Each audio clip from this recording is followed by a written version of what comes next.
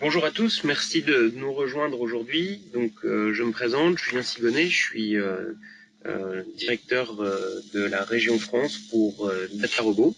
Et nous allons aujourd'hui vous présenter le DataRobot dans le cadre d'un cas d'usage pour une société de télécommunications avec Karim. Karim, je peux te laisser te présenter. Alors, bonjour à tous, j'anime conjointement la session de jour avec Julien. Je suis Karim Benkiran, je travaille pour Mibral, qui est un partenaire français de DataRobot, intégrateur de la solution. Julien va vous parler de la partie fonctionnelle et va vous parler de DataRobot dans son ensemble. Moi, je serai sur la partie de la démonstration de la plateforme en tant que telle. Merci Karine. Donc DataRobot, la société a été fondée en 2012. Elle compte aujourd'hui plus de 500 employés, devant 225 millions de levées de fonds sur 4 levées. Et notre mission, c'est d'automatiser le machine learning. Donc, qu'est-ce que nous entendons par ça? L'objectif, c'est de permettre à nos clients d'automatiser une partie des étapes du machine learning via DataRobot. Donc, nos clients aujourd'hui sont dans le secteur bancaire, dans le secteur de la santé, du manufacturing et de l'assurance. 8 des 10 plus grandes banques américaines utilisent DataRobot. Nous comptons déjà quelques clients en France. Et nous offrons donc DataRobot via deux moyens, soit on-premise, donc hébergé chez nos clients, soit via notre offre cloud qui est hébergée chez Amazon. Et une petite anecdote, puisque 1 milliard de modèles ont été déployés sur DataRobot Cloud. La société, elle a été fondée par les personnes que vous voyez ici sur la droite de votre écran, Jérémy Akin et Tom de Gaudois. Et donc, l'idée qu'ils ont lorsqu'ils fondent DataRobot, c'est de fournir aux entreprises un logiciel qui va leur permettre d'avoir accès aux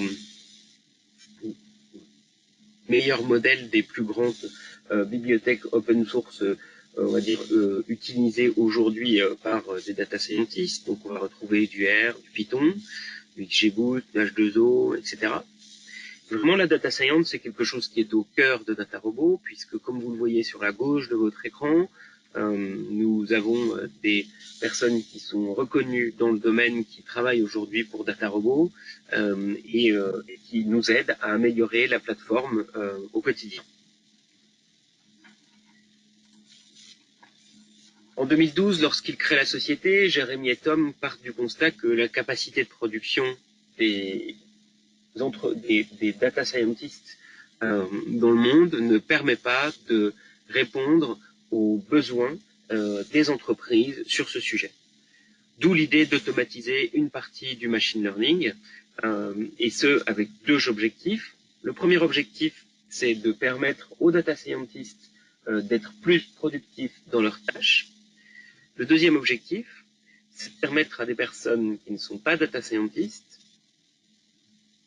de pouvoir eux-mêmes traiter des tâches liées à la data science grâce à DataRobot.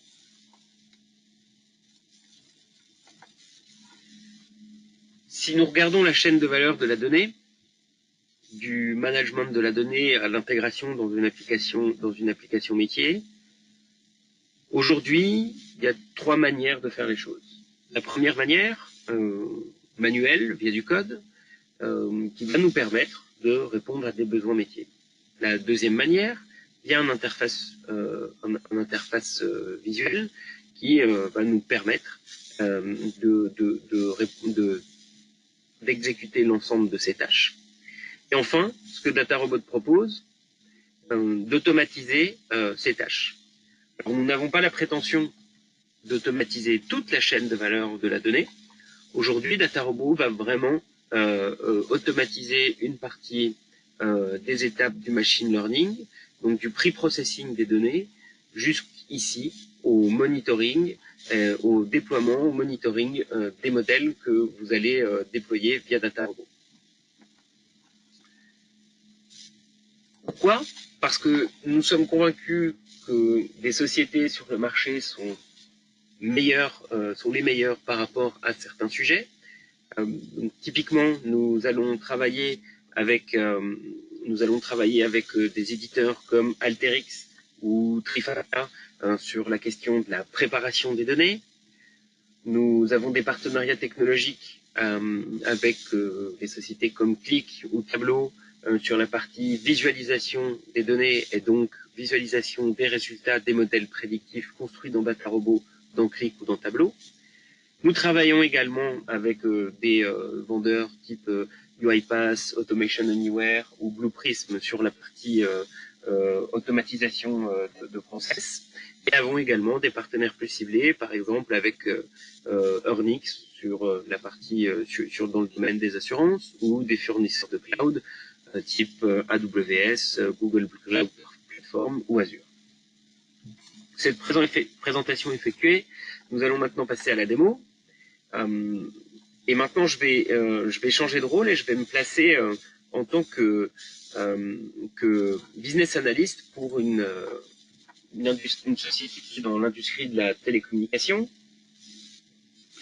Donc, nous sommes un fournisseur de services de télécommunication. Nous fournissons différents services, Internet, de la téléphonie, du streaming. Et en tant que business analyst, j'utilise Tableau pour piloter mon parc client.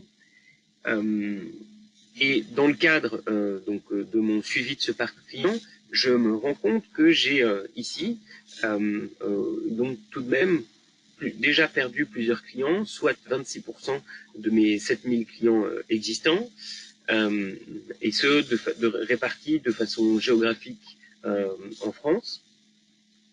Et d'un point de vue business, ça va me poser un problème puisque ce que nous savons, c'est que maintenir un client me coûte 10 fois moins cher que d'essayer d'en acquérir de nouveau.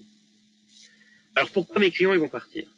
Les clients ils vont partir pour différentes raisons. Ça peut être la qualité du service, ça peut être le contenu de l'offre, ça peut être le type de contrat, ça peut être le prix.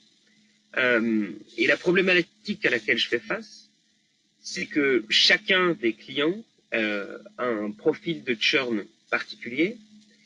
Et donc, mon sujet, ça va être d'identifier ces clients qui sont sujets à un départ, identifier les raisons de leur départ et pouvoir leur proposer des offres ciblées qui vont nous donner plus de chances de les maintenir. Tableau répond à une partie de mon besoin, il m'offre une analyse descriptive, une photo de mon parc client. Toutefois, par rapport à cette problématique d'identification des clients churners, je n'ai pas la possibilité de répondre à ce besoin grâce à Tableau. D'où l'objectif de la complémentarité entre DataRobot et Tableau. Et donc, l'idée, ça va être de vous montrer ici que nous allons pouvoir intégrer des modèles prédictifs qui sont construits dans DataRobot, dans Tableau. Et donc, ces modèles vont me permettre de modifier des critères, par exemple le type de contrat, et donc de voir l'impact de ce critère sur la probabilité de ce client de partir. Par exemple, ici, sur le client en question, nous voyons que il a 74% de chances de nous quitter, et je vois que le type de contrat est une des raisons de son départ. Ici, DataRobot, les modèles qui ont été construits dans DataRobot nous ont permis d'identifier le type de contrat comme donc un élément possible ayant un impact sur ce client. Donc, ce que nous allons faire, c'est que nous allons donc par exemple modifier le type de contrat que nous allons proposer à ce client et lui proposer par exemple une offre de 2 ans versus une souscription mensuelle et voir l'impact que ça va avoir sur le profil de ce client. Nous voyons donc ici que, en proposant une offre 2 ans à ce client, nous passons d'un client churner à un client qui a 64% de chances de rester chez nous. L'intérêt, bien entendu, ça va être de transmettre cette information au service relation client, qui va pouvoir prendre contact avec le client en question et discuter avec lui d'un contrat de 2 ans, voire peut-être lui offrir d'autres services sur la partie streaming TV, par exemple, afin de le conserver en tant que client. Voilà, donc maintenant que c'est la description de cette problématique métier faite, je vais passer la main à Karim. Donc Karim, est-ce que tu peux nous montrer comment DataRobot va nous permettre de construire le modèle prédictif derrière justement ce que nous voyons en ce moment et d'identifier les leviers qui s'offrent à nous pour garder nos clients. Merci beaucoup. Merci Julien. Donc ce que je vais faire, c'est que je vais vous montrer comment le modèle qui a été déployé sous l'interface visuelle que vous voyez ici, qui a servi en tant qu'interface end-user pour mettre en place les bonnes actions marketing, comment est-ce qu'on a créé ce modèle-là sous DataRobot et comment on l'a déployé. Sans ouvrir un code Python ou sans ouvrir un notebook Jupyter. Donc ce que je vais faire, c'est que je vais réduire tableau ici. Et je vais aller récupérer l'historique de mon parc client tout en allant ouvrir DataRobot. Alors, je vais me connecter à DataRobot. Donc, DataRobot se présente sous forme d'interface web telle que vous voyez apparaître ici. Et ce que me demande DataRobot, donc je suis sur mon interface, il me demande de commencer un projet en glissant un jeu de données ou en important de la donnée d'une base de données ou d'un fichier local. Alors l'idée, c'est d'avoir un historique de données, dans notre cas avec les personnes qui ont effectivement churné ou pas, d'entraîner notre modèle sur ces données-là pour ensuite être en mesure de le déployer et de faire les prédictions sur les futurs churns. Donc je prends l'historique de données en question, mon fichier de churn, je le glisse, je le dépose. Ce que fait DataRobot ici, c'est qu'il va télécharger la donnée, il va commencer à faire une lecture de toutes les données, de voir les valeurs, et ressortir une première phase d'analyse descriptive des données, d'analyse exploratoire de ces données-là. Donc, je reviens sur cette partie plus tard, mais d'abord je vais aller sur la donnée en tant que telle que je viens de lui glisser. Donc ce que fait DataRobot, c'est qu'il va détecter l'ensemble des colonnes que j'ai ici. En regardant les valeurs de ces colonnes, il va se rendre compte du type de la variable et il va me ressortir un ensemble de statistiques descriptives. En parlant de type de variable, je sais que j'ai une colonne qui est commentaire formulaire, qui est la plainte des clients sur leur espace privé, sur leur espace internet. DataRobot a pu se rendre compte qu'il s'agissait de texte. Aussi, au-delà de ça, ce que fait DataRobot automatiquement, c'est qu'il va détecter certaines données, donc certaines colonnes qui risquent d'être peu informatives. Typiquement, peu informatives pour un modèle de prédiction. Typiquement, on a notre identifiant client ici. Et ce que me dit DataRobot, c'est qu'il s'agit d'un identifiant. Toutes les valeurs sont uniques. Et ça ne portera que du bruit à la création de modèles. Ça n'apportera aucune information. Donc, il va automatiquement le supprimer de sa construction de modèle. Et par exemple, en parlant des statistiques descriptives, donc d'analyse exploratoire, si je me concentre sur les types de contrats dont a parlé Julien tout à l'heure, et que je clique dessus, je vais avoir une analyse de l'existant, donc des statistiques descriptives sur la répartition, sur la distribution de mes types de contrats dans le fichier que je viens de glisser. Donc maintenant, je remonte, et je vais m'intéresser à ce que je veux prédire. Donc je veux prédire le churn. DataRobot me demande ce que je veux prédire, je lui tape churn.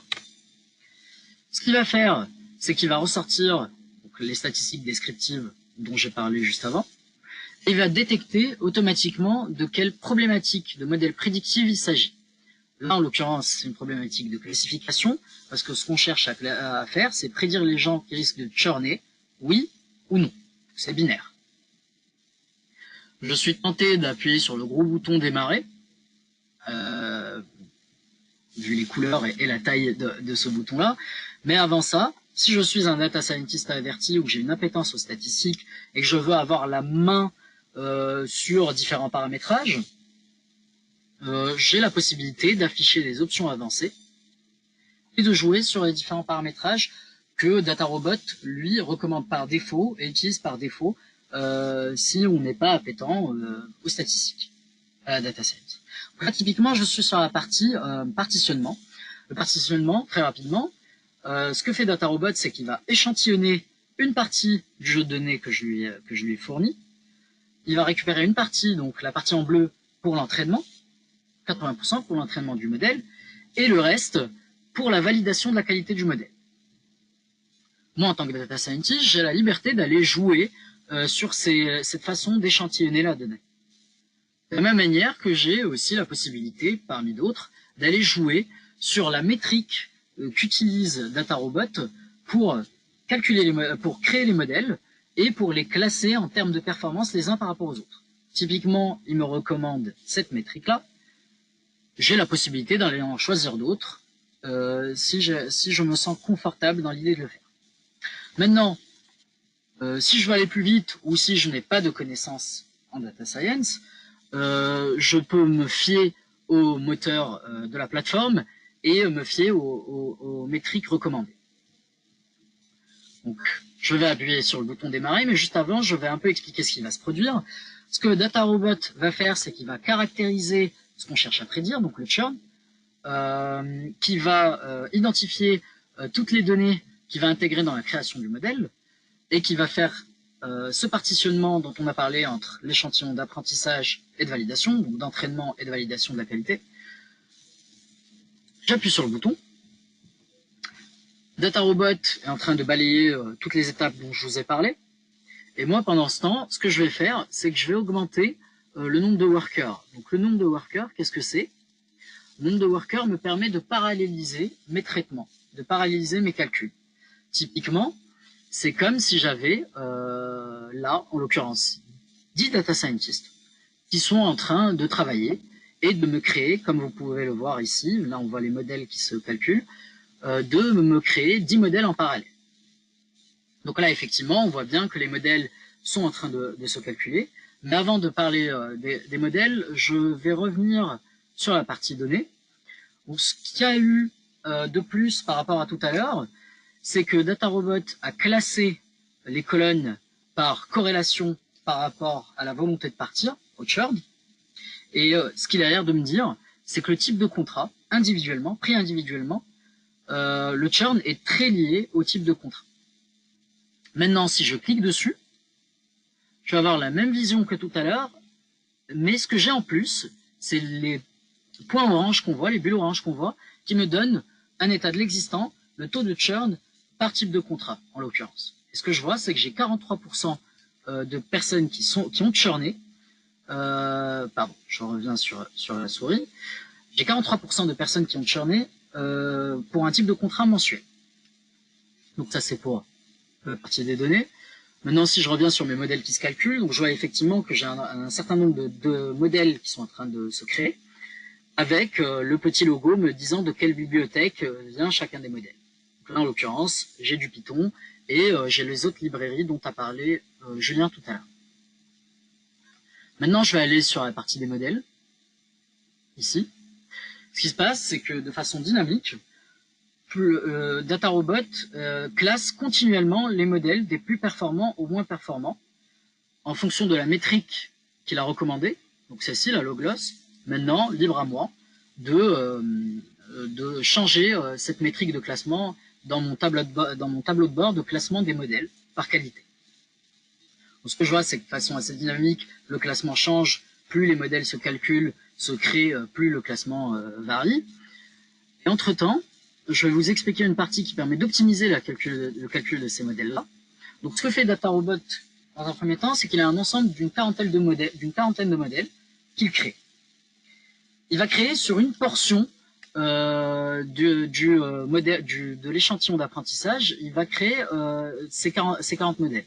Et puis ensuite, il va retenir que la moitié des modèles les plus performants et le créer sur une deuxième portion, en bleu ici, que vous voyez, recalculer ces modèles, jusqu'à arriver à une autre moitié retenue des modèles, avec moins de modèles à calculer sur l'ensemble de l'échantillon d'apprentissage.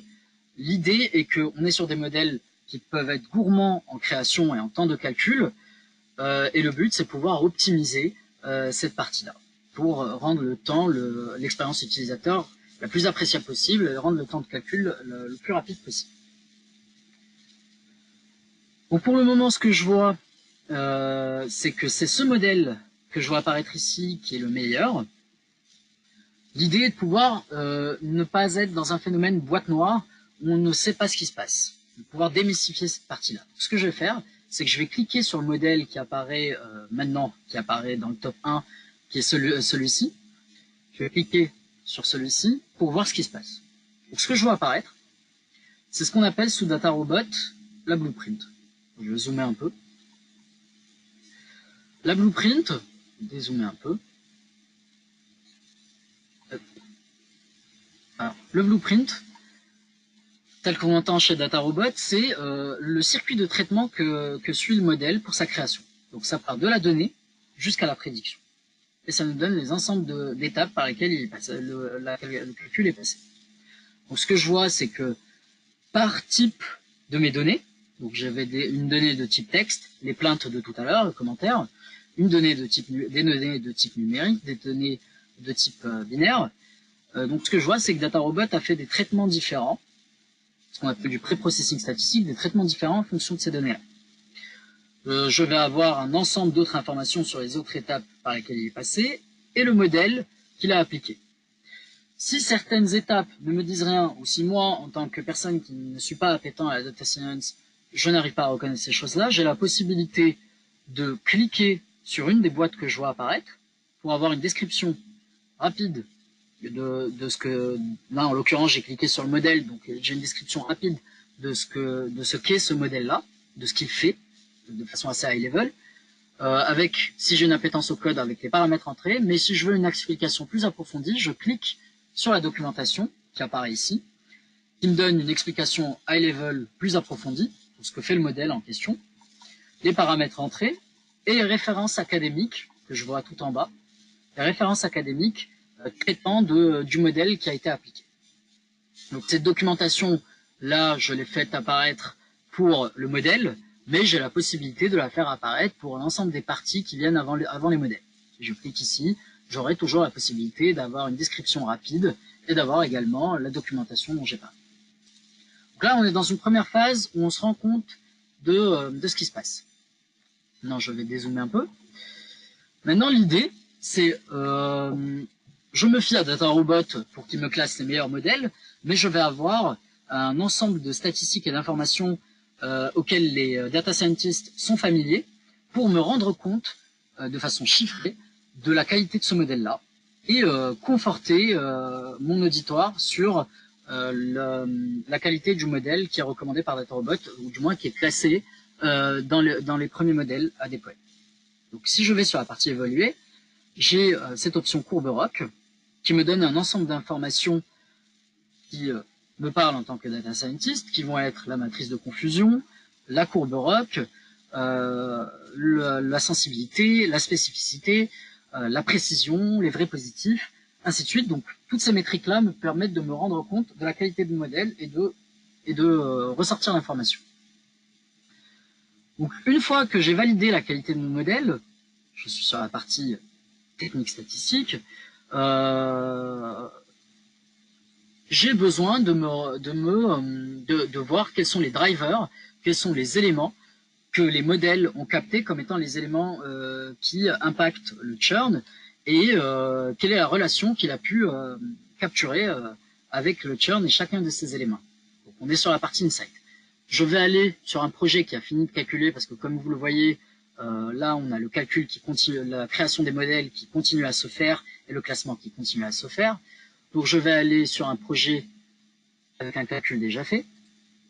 La création des modèles est terminée. Et je vais aller m'intéresser aux insights. Donc aux insights, aux drivers dont je parlais. Mais avant ça, ce qu'on voit, c'est que DataRobot a classé en premier ce modèle-là, qui m'a recommandé pour le déploiement, mais qui me dit également que celui-ci est le plus précis. Alors, pourquoi est-ce qu'il me recommande plutôt celui-là pour le déploiement? C'est parce qu'il fait un arbitrage entre le temps de prédiction, le temps de calcul, pour ressortir une prédiction, et la précision du modèle. Et cette balance-là lui permet de plutôt recommander celui-là au déploiement. Maintenant, libre à moi de déployer d'autres modèles. Donc, je reviens sur les drivers maintenant, sur ce qu'il explique, qu'est-ce que le modèle en question qui est le meilleur, qu'est-ce qu'il a capté comme relation entre les données que je vais donner pour prédire le churn et le churn du coup. Donc, je vais aller sur la partie comprendre. Dans la partie comprendre, je vais m'intéresser d'abord à ce qu'on appelle l'impact des variables. L'impact des variables, qu'est-ce qu'il me donne comme information? Il me donne l'information sur les colonnes, donc les données, qui expliquent le plus la volonté de churner, donc la volonté de partir ou pas. Et ce que je vois, c'est que le commentaire, donc la plainte rédigée dans les formulaires de plainte, est classé, est le premier facteur qui explique le plus, qui a le lien le plus important avec le churn comparativement aux autres données que je vois ici. Ce que je vois également, c'est que mon type de contrat figure dans le top 3. Alors pour l'instant, on est sur les drivers, on est sur les éléments les plus impactants, mais on n'est pas encore sur la relation en tant que telle. Donc ce qu'on va faire, c'est qu'on va s'intéresser aux relations que le modèle a retenues entre chacune de nos données et la volonté de partir ou pas. Si je clique sur les effets des variables, ici, je vais avoir un graphique, donc je m'intéresse au type des contrats. Je vais avoir un graphique qui va me donner la relation qu'a capté le modèle entre le type de contrat et la probabilité de partir. Ce qu'il me dit, c'est que les personnes qui ont un contrat mensuel ont, comparativement aux autres types de contrats, la plus forte probabilité de partir. Ceux qui ont un contrat d'1 an ont une probabilité moyennement importante par rapport aux autres, et ceux qui ont un type de contrat de 2 ans ont une probabilité faible de partir par rapport aux autres types de contrats. Donc cette observation-là, je peux le faire pour les autres variables que je vois ici, voir cette relation, et ça me permet deux choses. Ça me permet, de conforter mes intuitions métiers, de me rendre compte que le modèle a été en capacité d'automatiser mes intuitions métiers sur le churn et le type de contrat, dans cet exemple-là. Et également de ressortir des aspects analytiques supplémentaires. Donc, toujours pour continuer dans cet esprit d'analyse, on est encore sur l'esprit d'analyse, je vais aller m'intéresser aux insights. Et je vais m'intéresser à ma variable qui était la première, qui était la plainte. Donc c'était du texte, c'était des plaintes que les gens tapaient. Donc si je clique sur nuage de mots, ce que je vois apparaître, c'est les mots qui ont été découpés via text mining sur le commentaire formulaire. Qu'est-ce que ça me dit? Donc la taille des mots qui représente la fréquence d'apparition dans le jeu de données que j'ai glissé, la fréquence d'apparition de ces mots-là. La couleur me donne la probabilité de churner par rapport aux mots employés. Donc bien entendu, plus elle tend vers le rouge, plus la probabilité de partir est élevée. Plus elle tend vers le bleu, moins elle est élevée. Et ce dont je me rends compte assez vite, c'est que les personnes qui se plaignent de trop payer ont une forte probabilité de partir. A contrario, les personnes qui se plaignent de leur streaming, donc je rappelle qu'on fait une offre de streaming également dans le cadre de notre activité, les personnes qui se plaignent de leur streaming ont eux une faible probabilité de partir. Donc je dois moins m'alarmer lorsque je vois ce type de plainte apparaître. Donc là, je reviens à mon modèle. Je me suis rendu compte que ce modèle-là qui est recommandé pour le déploiement donc, est de qualité d'un point de vue purement technique statistique, qu'il arrive à automatiser mes intuitions métiers et qu'il est interprétable. Donc ce que je vais faire, c'est que je vais vouloir le déployer. Pour déployer un modèle sous DataRobot, on a différentes options qui s'offrent à nous. Donc, je vais cliquer sur l'option prédire ici. Je vais avoir une option de prédiction en batch. Alors prédiction en batch, qu'est-ce que c'est? Imaginons qu'on est sur une activité d'assurance et qu'on veut prédire le maintien d'assurance maladie, le maintien d'arrêt maladie de nos sinistrés à la fin de l'année, à chaque début d'année. Donc on est sur une prédiction annuelle qui se fait en one shot. Il nous suffirait simplement d'aller à la main, par exemple, d'importer les données à prédire, donc les sinistrés qui risquent d'être maintenus en arrêt maladie, et de faire tourner ma prédiction, de ressortir mes scores. Donc on est sur un procédé assez manuel. On a plus intérêt à automatiser ce procédé-là dans notre cas, mais en règle générale, de toutes les manières. Donc ce qu'on va faire, c'est qu'on va avoir d'autres options pour automatiser, qui vont être le déploiement de notre modèle sur Hadoop. Donc là, je vais déployer DataRobot sur l'infrastructure Hadoop de mon entreprise, de manière à ce que à chaque nouvelle ligne, à chaque nouvel client, je ressors un score.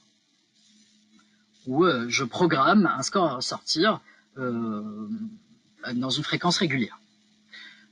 J'ai une autre option de déploiement qui est assez puissante en tant que telle, qui est le déploiement en Java. Alors, très rapidement, sans rentrer dans le détail, lorsque dans un circuit classique en data science, lorsqu'on code un modèle sous Python, qui peut être relativement complexe, et qu'on veut le mettre en production, qu'on le donne au système informatique, on risque de prendre un bloc du système informatique nous disant qu'ils doivent le retranscrire dans un autre langage informatique, que ça risque soit d'être coûteux en temps, soit de ne pas être faisable, parce que le modèle est trop complexe,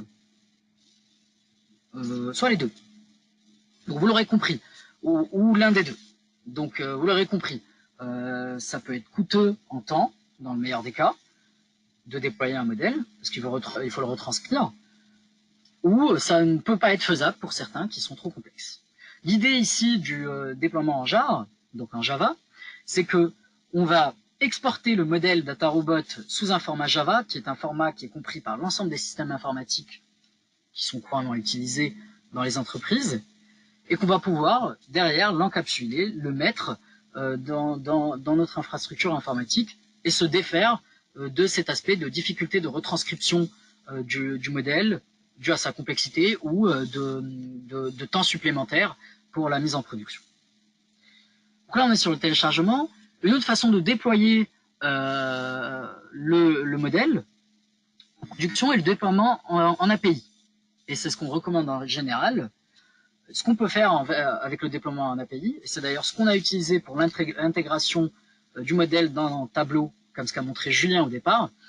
Donc ce qu'on fait dans ce déploiement-là permet, là dans ce cas-là pour Tableau, mais imaginons qu'on est sur notre CRM. Notre CRM, via le déploiement API, va envoyer de la donnée à DataRobot.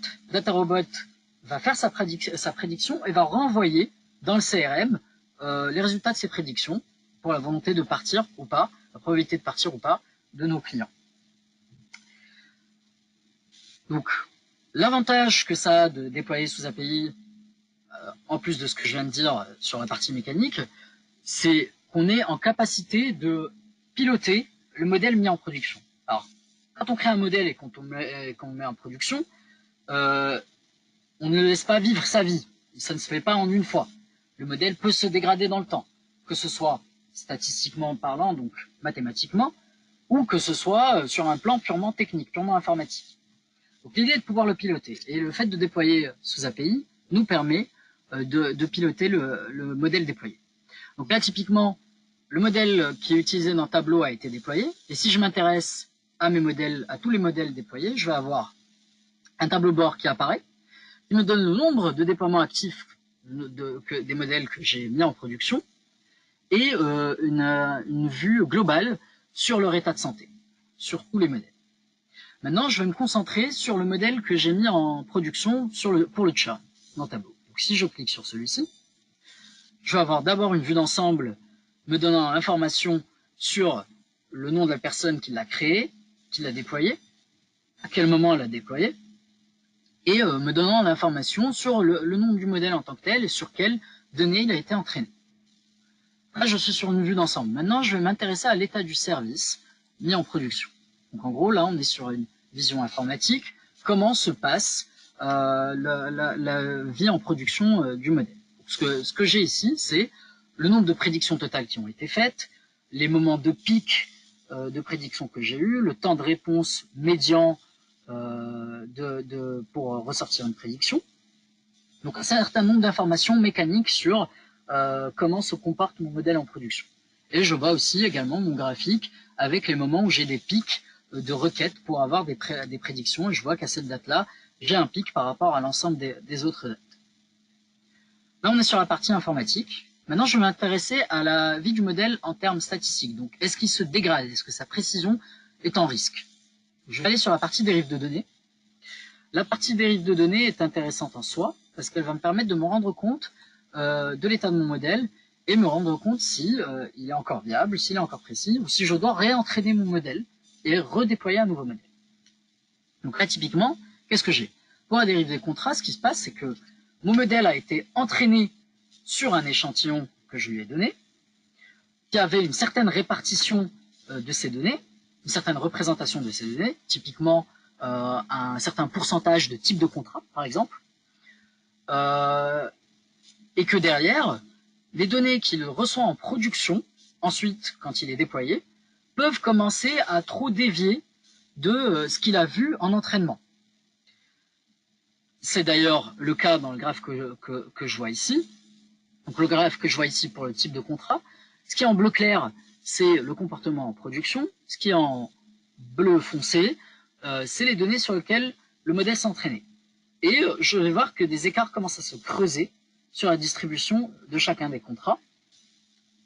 Je vais également avoir un autre graphe ici qui va me dire globalement si la variable type de contrat, en l'occurrence ici, est en risque, est un risque fort de déviation qui peut commencer à porter atteinte à mon modèle en fonction de l'impact qu'elle a dans la faculté de prédire le churn.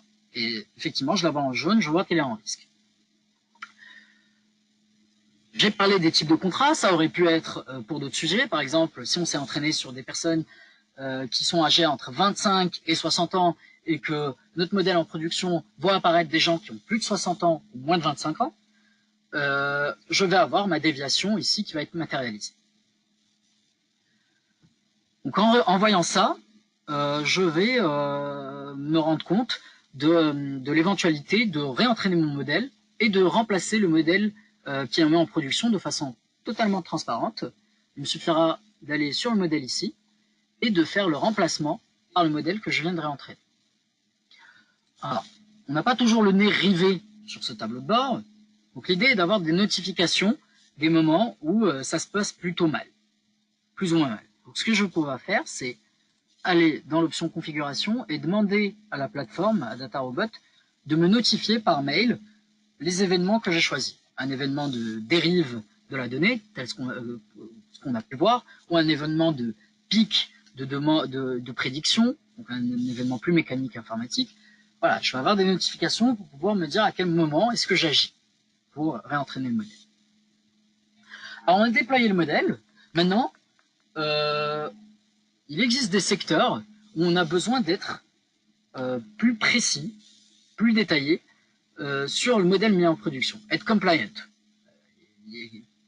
Donc si on parle par exemple du secteur bancaire ou du secteur des assurances, très souvent nos clients vont avoir tendance à demander à être compliant et à avoir une documentation détaillée du modèle mis en production. Donc si je reviens sur le modèle qui a été mis en production, ici, que je clique dessus, je vais avoir la possibilité, en cliquant sur l'option conformité, de télécharger un document Word, de générer un rapport Word qui va contenir des informations pré-remplies sur la mécanique du modèle et tout ce qu'il contient, qui décortique la mécanique du modèle, et qui va avoir des parties qui ne sont pas pré-remplies, qui sont réservées au métier pour décrire ce qu'on cherche à faire avec le modèle en question. Tout ça dans le but d'être le plus détaillé possible, le plus conforme possible, notamment dans le secteur bancaire et le secteur assurantiel. Voilà, je viens de télécharger le document Word en question, il apparaît, et j'ai un mode d'emploi qui va me donner la façon d'utiliser le document en question, et je vais avoir un ensemble d'informations donc qui décortique le modèle et qui décortique la question métier, avec effectivement les parties pré-remplies et les parties remplies. Donc une fois que j'ai validé toutes ces étapes-là, je reviens sur la façon avec laquelle on a mis à disposition le modèle DataRobot à Julien et à ses équipes pour faire les simulations d'offres commerciales qui permettraient de retenir les clients. Donc ce qu'on a fait, c'est que ce tableau, via l'extension, donc l'intégration tableau DataRobot qu'on a glissé et déposé ici, on a créé le lien avec le modèle DataRobot déployé en API pour avoir cette possibilité d'utilisation de l'interface tableau avec les simulations d'offres pour mettre en place les bonnes actions métiers et avoir une façon de consommer les scores qui soit pratique. Donc cette partie-là est pour la présentation